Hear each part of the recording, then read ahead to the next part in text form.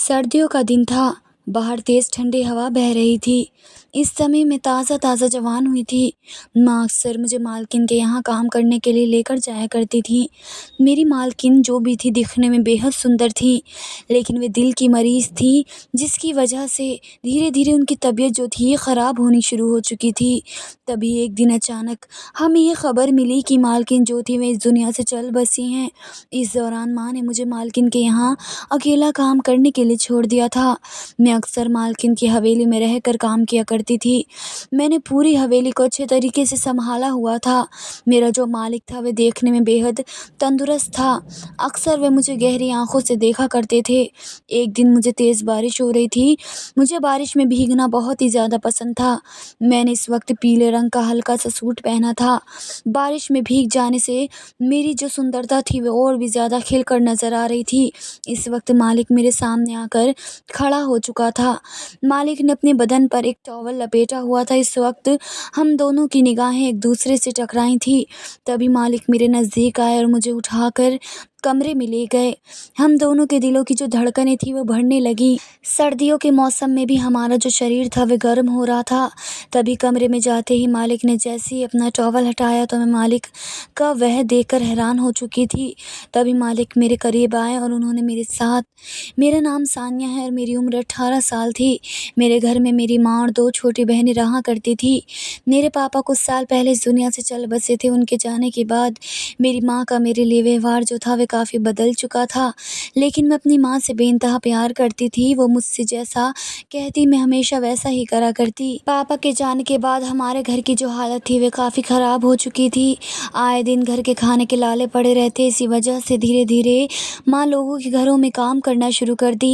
माँ अक्सर मुझे भी अपने साथ काम पर ले जाया करती थी। हम दोनों जितना कमाते उससे बड़ी मुश्किल से ही घर का खर्चा चलता था। हमारी कमाई से जितना भी पैसा बचता माँ वो सारे पैसे दोनों बहनों की पढ़ाई में लगा दिया करती।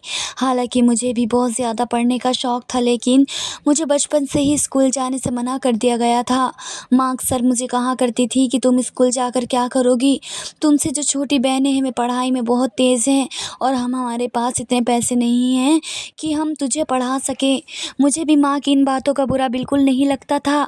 मेरे पापा मुझसे सबसे ज़्यादा प्यार करते थे, लेकिन पापा के जाने के बाद इस घर में अधूरी सी रह चुकी थी। बस मैं रोज़ दिन भर माँ के साथ काम किया करती, लेकिन इसके बावजूद भी माँ मुझसे प्यार के 2 लफ्ज़ बिल्कुल भी नहीं बोलती। हमेशा उन्हें 2 बहनों की ही पड़ी रहती। एक दिन माँ मुझे एक मालकिन के घर पर काम पर लगवाई। वहाँ पर माँ ने मुझे कह दिया कि तू अब से अकेली यहाँ पर काम किया करेगी, क्योंकि मुझे और भी घरों में काम करना पड़ता है। मुझे माँ की इस बात से कोई ऐतराज़ नहीं था। मैं चुपचाप इस दिन से मालकिन के वहाँ काम करने लगी। मैं सारा दिन मालकिन की देखभाल किया करती, क्योंकि मालकिन जो थी वह दिल की मरीज़ थी। वह हमेशा बिस्तर पर लेटी रहती। मेरा काम था कि घर की सफाई करना और साथ साथ मालकिन को टाइम खाना देना, दवाई देना। मेरी मालकिन दिखने में बेहद सुंदर थी और वे बहुत ही अच्छी थी, लेकिन दूसरों की तरह जो उनके शौहर थे वो ज़्यादातर अपने कामकाज में बिज़ी रहा करते थे, लेकिन इन्हें मालकिन की बिल्कुल भी कोई फ़िक्र नहीं थी। ये देखकर मैं बड़ी ही हैरान रहती थी। सारा दिन मालकिन बिस्तर पर अकेली रहती। मुझे मालकिन पर बहुत ही ज़्यादा तरस आता। कई बार तो मालकिन का बीपी जो था वो काफ़ी बढ़ जाता, जिसकी वजह से डॉक्टर को बुलाया जाता। डॉक्टर के मुँह से भी मैंने यही सुना था कि मालकिन की जो हालत है वह दिन पे दिन ख़राब होती जा रही है और अगर ऐसी हालत रहती रही तो मालकिन को अपनी ज़िंदगी से भी हाथ धोना पड़ सकता है। ये सुनकर मैं काफ़ी परेशान थी। मुझे काफ़ी दुःख लगता था। मालकिन के वहाँ काम करने के बाद मैं घर आकर भी खाना बनाया करती थी और अपनी दोनों बहनों को खाना खिलाया करती थी। मेरी दोनों बहनें पढ़ाई करने के बाद खेल-कूद में अपना टाइम बिताया करती थी। माँ एक बार भी इन लोगों को बिल्कुल भी नहीं कहती कि तुम दोनों खाना बना लिया करो, क्योंकि वह भी खाना बनाने के लायक हो चुकी थी। मैं सारा दिन घर के काम-काज करके वापस आती थी और फिर अपने घर के काम-काज मुझे करने पड़ते थे। मेरी जो ज़िंदगी थी वह बड़ी ही अजीब-सी गुज़र रही थी। माँ हमेशा ही बस अपनी छोटी बेटियों को ही प्यार किया करती थी। मैं भी इंसान थी, मुझे भी माँ की ममता की ज़रूरत थी, लेकिन जब भी मैं माँ के इस बारे में कोई बात करती तो वह हमेशा मुझे कहती कि तू तो बड़ी बेटी है और अभी वो लोग छोटी हैं, इन्हें मेरी सबसे ज़्यादा ज़रूरत है। माँ की बात सुनकर मैं इनके सामने एक लफ्ज़ भी और ना कहती। मैं इसी को अपनी ज़िंदगी समझ चुकी थी। रोज़ सुबह उठकर लोगों के घरों में जाकर सफाई करना यही मेरा काम था। लेकिन एक दिन अचानक मुझे एक खबर मिली कि मेरी जो मालकिन थी वो इस दुनिया से चल बसी। ये बात सुनते ही मेरे रोंगटे खड़े हो चुके थे। वो मालकिन दिल की बहुत अच्छी थी। इस दिन मुझे काफ़ी दुःख भी हो रहा था। इसके बाद मुझे लगा कि शायद अब मेरा वहाँ से काम करना भी ख़त्म हो चुका है। मुझे अब दूसरी जगह काम ढूँढ लेना चाहिए। जब मैंने ये बात अपनी माँ को कही तो माँ कहने लगी कि नहीं नहीं, तू तो अभी भी वहीं पर काम करेगी। मालकिन चली गई तो क्या हुआ? मालिक तो है, घर के बहुत सारे काम-काज पड़े हैं, वो सारे तुम्हें करने पड़ेंगे। मुझे भी इस बात पर कोई एतराज़ ना था। मालकिन के जाने के बाद मैं पूरे 1 हफ़्ते बाद वहाँ पर काम करना फिर से शुरू कर दिया। पूरे घर की ज़िम्मेदारी मुझ पर आ चुकी थी क्योंकि मालिक ने पुराने नौकरों को भी निकाल दिया और मालिक भी अक्सर काम-काज की वजह से रात को ही घर वापस आया करते थे। एक दिन मैं किचन में काम कर रही थी, तब मैं हल्का पिंक कलर का सूट पहना हुआ था। तभी मालिक किचन में आए और कहने लगे कि जल्दी से मेरे लिए नाश्ता लेकर आओ। मैंने जल्दी नाश्ता बनाकर उनके सामने रख दिया, लेकिन तभी बाहर बहुत तेज़ बारिश शुरू होनी हो गई। बाहर आंगन में मालिक के कुछ कपड़े पड़े थे। मैं उन्हें उठाने के लिए जैसे गई तो पूरी बारिश में भीग चुकी थी। मुझे बचपन से ही बारिश में भीगना बहुत ज़्यादा पसंद था। बारिश में भीगने से मुझे काफ़ी खुशी मिलती थी, लेकिन तभी अचानक मैंने गौर किया कि मालिक मुझे गहरी निगाहों से देख रहे थे। इस दिन मेरे कपड़े भी पूरे गीले हो चुके थे। इन कपड़ों में मेरा शरीर साफ नज़र आ रहा था। इस वक्त जो मेरी खूबसूरती थी वे और ज़्यादा निखर कर नज़र आ रही थी। तभी मालिक एक टॉवल लेकर मेरे करीब आए और कहने लगे कि इसे जल्दी से अपने आप को पोंछ लो, नहीं तो बीमार पड़ जाओगी। और हाँ, मेरी बीवी के कुछ कपड़े हैं, तुम चाहे तो वो पहन सकती हो, क्योंकि इन गीले कपड़ों में तो तुम बीमार भी जल्दी हो जाओगी। मेरे मालिक की ये बात कहीं न कहीं सही लग रही थी। वैसे भी सर्दी का मौसम था, बारिश में भीगने से मैं जल्दी बीमार भी पड़ सकती थी। मैं जल्दी दौड़ती हुई मालकिन के कमरे में गई। मालकिन की अलमारी में सिर्फ़ साड़ियाँ पड़ी हुई थी, मेरे पास कोई रास्ता नहीं था। इसी वजह से मैंने वो साड़ी तुरंत पहन ली। जैसे ही बाहर आई तो मालिक मुझे देखते रह गए। मालिक का देखना मुझे बड़ा अजीब-सा लग रहा था। तभी वे मेरे करीब आए, कहने लगे तुम बेहद खूबसूरत लग रही हो। मैं शर्म से अपनी गर्दन नीचे झुका ली और फिर किचन में चली गई। नाश्ता करने के बाद मालिक अपने कमरे में चले गए। शाम को आज इनकी मीटिंग थी, उन्होंने वे कैंसिल कर दी। कहने लगे कि बहुत बारिश हो रही है, हर जगह पानी लग चुका है। मुझे भी मालिक की बात सही लग रही थी, लेकिन अंदर ही अंदर फ़िक्र सता रही थी कि मैं शाम को घर वापस कैसे जाऊँगी। मैंने मालिक का फ़ोन लेकर मालिक को फ़ोन किया, लेकिन इतनी तेज़ बारिश होने की वजह से नेटवर्क भी साफ़ बिल्कुल नहीं आ रहे थे। मैं माँ को बताना चाहती थी कि बाहर बहुत बारिश हो रही है और हर जगह पानी लगा हुआ है, मैं घर वापस कैसे आऊँ? लेकिन माँ मेरी बात बिल्कुल सुन नहीं पा रही थी। हार पछता कर मैंने फ़ोन रख दिया। इस वक्त मैं काफ़ी उदास हो चुकी थी। मालिक मुझे कहने लगे कि फ़िक्र मत करो, जब बारिश रुक जाएगी तो चली जाना, यहीं गेस्ट रूम है, वहाँ जाकर तुम लेट सकती हो। मुझे अपनी किस्मत पर गुस्सा आ रहा था। पता नहीं मैं कहाँ आकर फँस चुकी थी। मैं गुस्से से बड़बड़ाती हुई कमरे में चली गई। जैसे ही बिस्तर पर लेटी तो बिस्तर काफ़ी मुलायम था, लेकिन जैसे ही मैं लेटी तो गहरी नींद में भी जा चुकी थी। लेकिन रात को अचानक मेरा शरीर कँपकँपाना शुरू हो चुका था। मेरा बदन पूरा गर्म हो चुका था। तभी मैं नींद से हड़बड़ा कर उठी। अचानक ही मालिक मेरे कमरे में आए। उन्होंने मुझे हाथ लगाया तो उन्हें अंदाज़ा हो चुका था कि बारिश में भीग जाने की वजह से मुझे तेज़ बुखार हो चुका है। उन्होंने रात को मुझे कुछ दवा दी, लेकिन इसके बाद भी मुझे काफ़ी ठंड महसूस हो रही थी। तभी मालिक भी मेरे बगल में आकर बैठ चुके थे। उन्होंने जैसे ही मेरा हाथ पकड़ा तो इनके शरीर की जो गर्माहट थी वे मुझे मिलनी शुरू हो चुकी थी। मुझे इस वक्त काफ़ी आराम मिल रहा था। इसके बाद मैं गहरी नींद में चली गई। कुछ मालूम नहीं, सुबह आँख खुली तो देखा कि मालिक का हाथ मेरे हाथ में था और वे मेरे बगल में लेटे हुए थे। ये देखते ही मैं तुरंत हड़बड़ा कर उठी तो मालिक कहने लगे कि रात को तुम्हारी तबीयत ख़राब हो चुकी थी, मुझे लगा कि तुम्हें कोई और चीज़ की ज़रूरत ना पड़ी, इसी वजह से मैं यहीं तुम्हारे बगल में बैठा था, लेकिन कब मुझे नींद आ चुकी कुछ मालूम नहीं। मालिक की बात सुनकर मैंने इन्हें कुछ जवाब नहीं दिया, जल्दी बाहर चली गई। इसके बाद मैं किचन में गई और तुरंत गरम-गरम नाश्ता बनाकर तैयार कर दिया। मैंने रात का खाना भी जल्दी बना दिया था और मालिक को कह दिया कि मैं जल्दी घर वापस चली जाऊँगी, क्योंकि कल मैं रात को घर वापस नहीं गई थी। माँ मेरी फ़िक्र करती होंगी। जैसे मैं घर गई तो माँ बहनों के लिए बिरयानी बनाई थी। बिरयानी सुनकर मैं बेहद खुश हुई। जैसे ही खाने के लिए बैठी तो माँ कहने लगी कि बेटी, मैं तुम्हारे लिए बिरयानी नहीं बनाया, मुझे लगा कि तुम आज नहीं आओगी। मैंने कहा कि माँ बारिश हो रही थी, जिसकी वजह से मैंने आपको कल फ़ोन भी किया था। माँ कहने लगी लेकिन मुझे तुम्हारी कोई आवाज़ नहीं आ रही थी। मुझे पता चल चुका था कि माँ को फिर से मेरी कोई भी फ़िक्र नहीं थी। तभी मैं उदास चेहरा लेकर किचन में जाकर रात का जो बासी चावल पड़ा था वो खाना खाने लगी। लेकिन अचानक ही माँ मेरे पास दौड़ती हुई आई और कहने लगी कि तुम्हें आज से मालिक के वहाँ काम करना पड़ेगा और रात को भी वहीं रहना पड़ेगा। मैंने कहा माँ, लेकिन मैं तो सारा काम ख़त्म करके वापस आती हूँ। ये सुनते ही माँ कहने लगी कि तू इसमें परेशान क्यों होती है, तू अगर रात भर वहाँ रहेगी तो इसमें हमें और अच्छे खासे पैसे भी मिलेंगे। माँ की बात सुनकर मैं फिर से चुप सी हो गई। खाना खाने के बाद मैं अपने सारे कपड़े पैक कर लिए थे और इसके बाद मालिक के घर के लिए रवाना हो चुकी थी। जैसे ही दरवाज़ा खुला तो मालिक मुझे देखकर बेहद खुश हो चुका था। मालिक का स्वभाव पहले के मुकाबले मेरे लिए काफ़ी अलग सा हो चुका था। अब मैं मालिक के बंगले में रहकर सारा काम काज किया करती और रात को भी वहीं सोया करती थी। मुझे समझ में नहीं आ रहा था कि मेरी ज़िंदगी में आखिर क्या हो रहा है।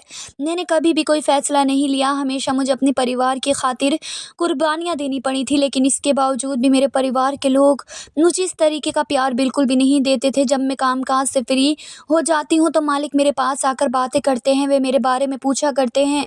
शुरू-शुरू में तो मुझे मालिक का व्यवहार काफ़ी खटकता था, लेकिन धीरे-धीरे वो मुझे मालिक अच्छे लगने लगे थे। वो काफ़ी अच्छी-अच्छी बातें भी किया करते थे। एक दिन मालिक कहने लगे कि हम दोनों कहीं बाज़ार घूमने के लिए चलते हैं। मैंने कहा कि मालिक, मैं आपके साथ भला कैसे जा सकती हूँ? मैं तो लेकिन इसके आगे जो लफ्ज़ मैं कहने वाली थी मालिक ने मुझे जल्दी चुप करवा दिया। कहने लगे कि मैं जैसा कहूँगा तुम वैसा ही करोगी, तुम अपने मुँह से एक लफ्ज़ भी नहीं निकालोगी। मालिक की बात सुनकर मैं फिर से चुप हो चुकी थी। मालिक ने मुझे एक बहुत ही सुंदर सी ड्रेस लाकर दी। मैंने वो ड्रेस ज़िंदगी में पहली बार पहनी थी। दिखने में तो मैं बेहद सुंदर लग रही थी। जैसे ही मैं मालिक के सामने गई तो वो मेरी तारीफ़ करना शुरू कर दिए थे। मालिक मुझे अपने साथ एक डिनर पार्टी में लेकर गए थे। कहने लगे कि मैं बस कितने दिनों से घर का खाना खाकर बोर हो चुका हूँ।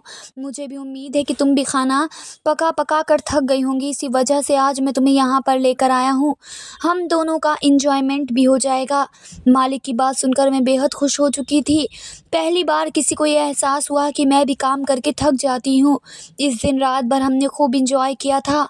मैं आज पहली बार इतना खिल कर हँसी थी। तभी मालिक भी मुझे कहने लगे कि तुम ऐसे ही खिल कर हँसा करो, तुम और भी ज़्यादा सुंदर लगती हो। मालिक की बातों से मैं अक्सर शर्मा जाती थी। डिनर करने के बाद और मालिक घर वापस आ चुके थे, लेकिन तभी मैंने देखा कि घर के बाहर मेरी माँ मेरा इंतज़ार कर रही थी। मुझे पता था कि मुझे अगर इन कपड़ों में देखेंगी तो गुस्सा करेंगी, लेकिन इससे पहले ही मालिक ने मुझे घर के अंदर भेज दिया और काफ़ी देर तक माँ और मालिक के बीच में बातचीत होती रही। फिर 1 घंटे के बाद मालिक घर के अंदर आए। तब मैं इनसे पूछने लगी कि माँ कहाँ गईं? तो कहने लगे इन्हें बस ऐसे ही कुछ ज़रूरी काम था। तुम छोड़ो ये बातें, आज का दिन तुम्हें कैसा लगा? तभी मैं शर्मा चुकी थी और इसके बाद अपने कमरे में चली गई। मालिक इस दौरान कमरे में एक दूध का गिलास लेकर आए।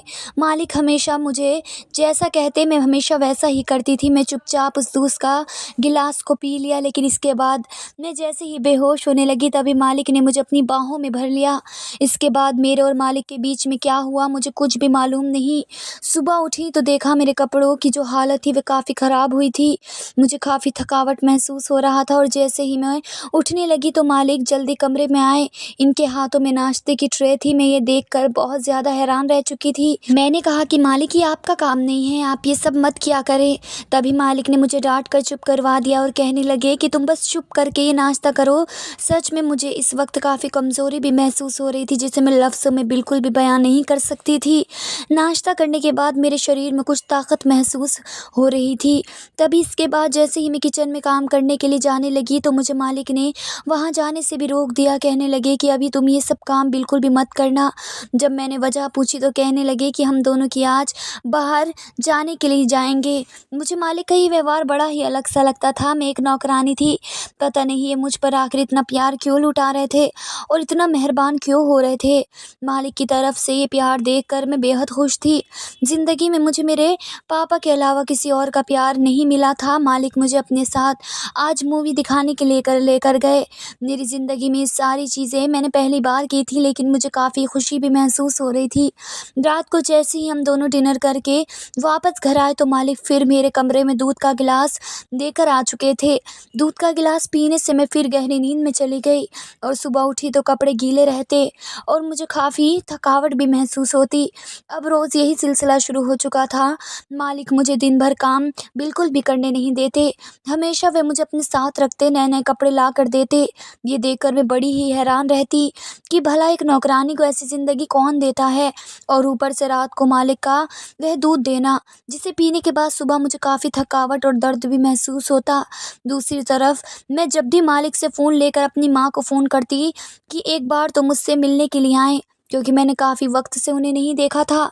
लेकिन तभी माँ कहने लगतीं कि बेटी तुम हमेशा मन लगाकर वहाँ पर काम करो, अब वही तुम्हारी ज़िंदगी है। ये बात करते ही वह फ़ोन काट देती थी। मुझे बिल्कुल समझ नहीं आ रहा था कि आखिर माँ ये बातें क्यों कर रही हैं, कि यही मेरी अब ज़िंदगी बन चुकी है। अब धीरे-धीरे मेरी तबीयत भी जो थी वह ख़राब रहने लगी। मुझे चक्कर सा आने लगते। एक दिन मालिक घर पर नहीं थे, तब अचानक मेरी तबीयत बहुत ज़्यादा ख़राब हुई। मुझे लगा कि एक बार मुझे डॉक्टर से चेकअप करवा कर ज़रूर आना चाहिए। जब मैं डॉक्टर के पास गई तो डॉक्टर कहने लगी कि आपकी प्रेगनेंसी को दूसरा महीना चल रहा है, आप घर के कामकाज बिल्कुल भी मत करें और ना ही आपको ज़्यादा स्ट्रेस लेना चाहिए। स्ट्रेस लेने से आपके बच्चे पर भी खतरा हो सकता है। लेकिन डॉक्टर की बात सारी सुनकर मैं तो पूरी तरह हैरान रह चुकी थी कि मेरी तो शादी ही नहीं हुई, तो मैं माँ कैसे बनी, और वो भी मेरे पेट में 2 महीने का बच्चा था। ये सुनते ही मेरे पैरों तले ज़मीन खिसक गई। मुझे समझ में नहीं आ रहा था आखिर मेरे साथ क्या हुआ, किसने मेरे साथ ये सब किया। डॉक्टर के कमरे से निकल कर मैं जैसे ही घर वापस आई तो मेरे दिमाग में शक का कीड़ा चलना शुरू हो चुका था, और ये शक का कीड़ा मुझे मेरे मालिक की तरफ ही लेकर जा रहा था। मेरे दिमाग में सारी बातें अच्छे से क्लियर हो चुकी थी। ये आखिर क्यों रोज़ रात को मालिक मुझे दूध का गिलास देते हैं और दिन भर मेरे साथ क्यों घूमते हैं। वो मेरे साथ गलत रिश्ता बनाना चाहते थे, जो कि उन्होंने कर के भी लिया। ये बात सुनकर मैं काफ़ी टूट चुकी थी। मुझे काफ़ी दुःख महसूस हो रहा था।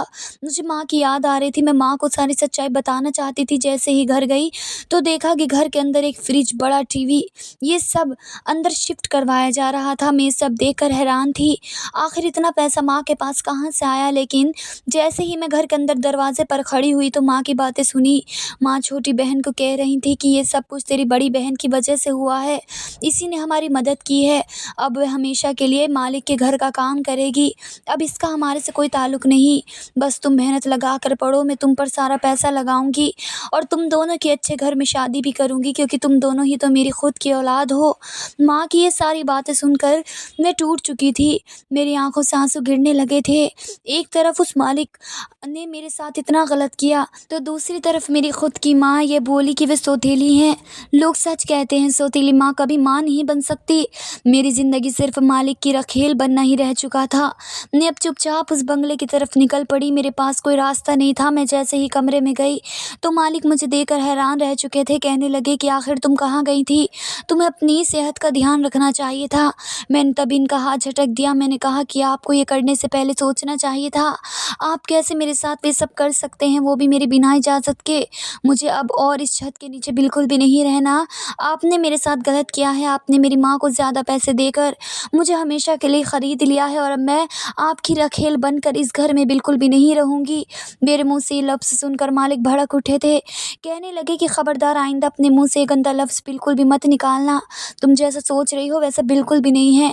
हाँ, मेरा तुम्हारे साथ वो सब हुआ है, लेकिन जब तुम्हारी माँ को पता चला कि मैं तुम्हें पसंद करने लगा हूँ तो वो मुझे अक्सर कहने लगी कि वो तुम्हारी शादी किसी कबले लड़के के साथ कर देंगी। अब मैं वो नहीं चाहता था। मैंने खूब सारे पैसे दिए और पैसे देने के बाद वे मुझे हमेशा हमेशा के लिए तुमसे आज़ाद कर दिया, और इनका तुम पर कोई भी हक नहीं रहा, जिसकी वजह से तुम्हारी माँ ने मुझसे बहुत सारे पैसे लिए।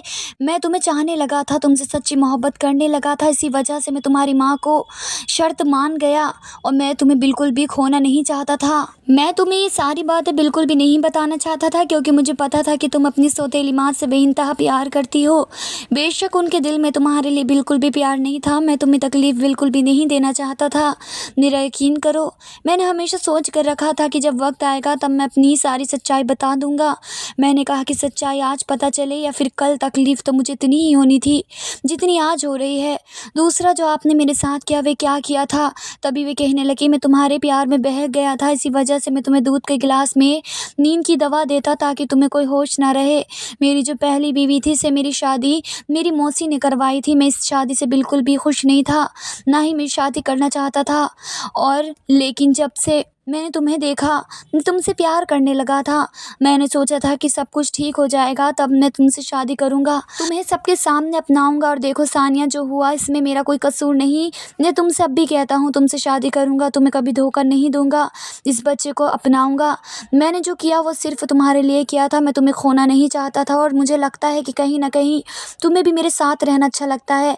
मालिक की बातें सुनकर मुझे सारी बातें समझ आ चुकी थी, लेकिन ये बात तो सच थी कि मालिक मुझे सच में बहुत प्यार करते हैं। जब से मैं घर में आई थी, तब वो मेरी हर ज़रूरतों को पूरा करते थे, मुझे काम-काज भी नहीं करवाते थे। और दूसरी बात, पूरे समाज के सामने मुझसे शादी करने के लिए भी तैयार थे। जिसे आज तक मैं इतना प्यार किया, उनकी खुशियों के लिए सब कुछ किया, लेकिन उनके दिल में कभी भी मेरे लिए मोहब्बत बिल्कुल नहीं आई। मालिक का ये फ़ैसला मुझे ठीक लगा। दूसरे दिन मालिक ने पूरे समाज के सामने मुझसे शादी की। अब मैं घर की नौकरानी नहीं बल्कि मालकिन बन चुकी थी। मालिक अब रोज़ मेरा बहुत अच्छे से ख़्याल रखते थे। मेरे लिए 2-3 नौकर भी लगवा कर दिए थे। मालिक का प्यार देखकर मैं बेहद खुश थी। और इसी तरीके से पूरे 9 महीने के बाद मैंने एक बहुत ही प्यारे बेटे को जन्म दिया। अब मैं अपने शौहर के साथ खुशी-खुशी अपनी ज़िंदगी गुज़ार रही हूँ। आज की वीडियो आपको कैसी लगी कमेंट करके ज़रूर बताएँ। अच्छी लगी तो वीडियो को शेयर, लाइक और चैनल को सब्सक्राइब ज़रूर करें। मिलते हैं अगली वीडियो के साथ, तब तक के लिए अल्लाह हाफ़िज़।